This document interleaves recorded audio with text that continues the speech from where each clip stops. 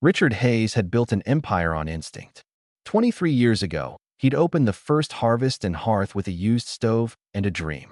Now at 52, he owned 47 locations across the Midwest. But customer complaints were up, staff turnover was brutal. So he went undercover. Nobody at the Cincinnati location knew Richard Hayes by face. As far as anyone knew, Mike Sullivan was just another maintenance GUI at 2:47 a.m. on a Tuesday. Richard pushed through the back door. The kitchen should have been empty, but it wasn't. A steady, rhythmic thunk echoed through the silence. There, hunched over a cutting board, was a kid, early 20s, his chef's whites spotless despite the hour. His Santoka knife moved with mechanical precision through carrots. "Hell of a time to be working," Richard finally said. The kid's head snapped up. "Oh, hey, you're the new maintenance guy, right? Mike, you always do prep at 3 o'clock in the morning. Someone's got to do it." The kid, his name tag read Ethan, returned to his carrots. "I need the hours to be these hours. That's all." As Richard passed, something caught his eye. A photograph taped to the metal shelf showing a younger Ethan grinning beside a woman with kind eyes. Written in faded marker. "Mom and me, the last good day." Richard made a decision right then. He was going to find out this kid's story. Over coffee the next day, the truth emerged slowly. "I got accepted to the Culinary Institute in New York. Full scholarship. 3 years ago," Ethan said quietly. "I was going to be a real chef." "What happened?" "Life. Life happened." The conversation was cut short by the head chef, but Richard had already texted his HR director. "Need full employee file on Ethan Cole." Everything. Richard knew following an employee home crossed a line.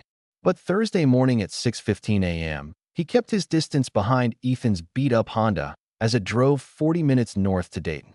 Through the front window of 1247 Maple Street, Richard saw what made his heart stop. The living room had been converted into a care facility. A hospital bed dominated the space with medical equipment everywhere.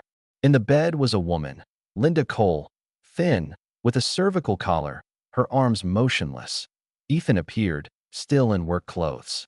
Richard watched him adjust her pillows, check monitors, then feed her breakfast slowly, patiently. Linda turned toward her son and smiled. A smile that said thank you, and I'm sorry, and I love you all at once. Richard stepped back, vision blurring. The pieces fell into place. The night shifts, the exhaustion, the scholarship turned down. This was a son who had sacrificed everything to care for his mother. The file from HR confirmed it. Linda Cole, car accident 3 years ago, drunk driver, traumatic brain injury, spinal cord damage. Paralyzed from the chest down. Insurance covered almost nothing. Father filed for divorce 2 months after the accident and disappeared. Richard found Ethan in the walk-in cooler. "That photo in the kitchen. The one with your mom." Ethan's expression shuddered. "I don't want to talk about this." "I think you need to." Something in Ethan crumbled. It was the Culinary Institute of America. Full ride. I was supposed to start August 2022. His voice cracked. Mom was going to drive me to New York. She'd never been. The accident. July 23rd. 3 weeks before I was supposed to leave. Some drunk guy ran a red light. Mom didn't stand a chance. Ethan's hands clenched.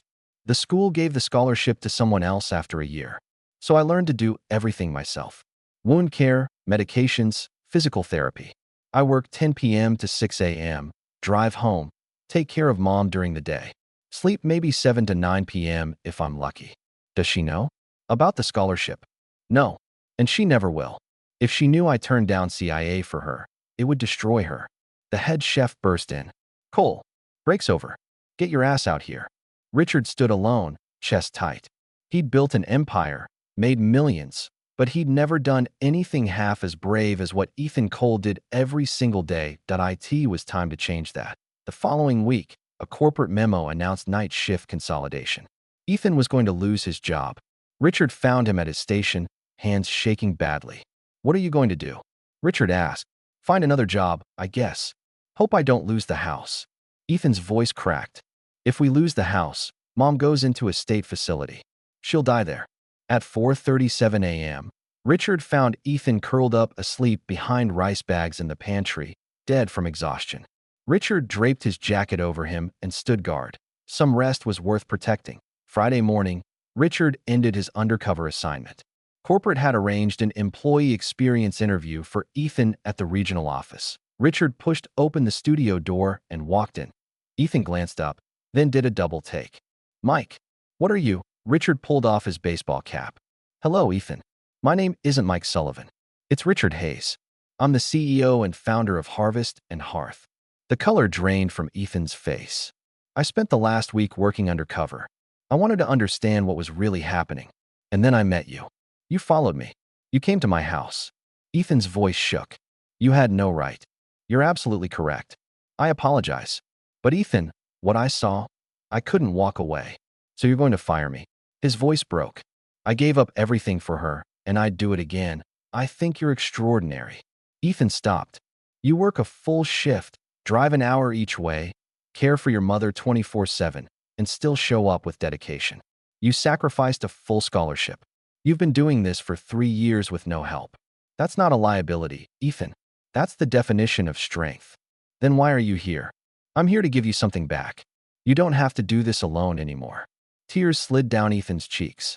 For the first time in 3 years, he felt hope. 2 weeks later, Richard sat in Linda's living room with Jennifer from HR and Marcus, the COO, laying out documents.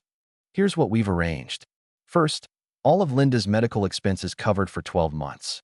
Second, home care nurses day and night. Third, Ethan, you're enrolled in Johnson and Wales University's online culinary program, all tuition covered.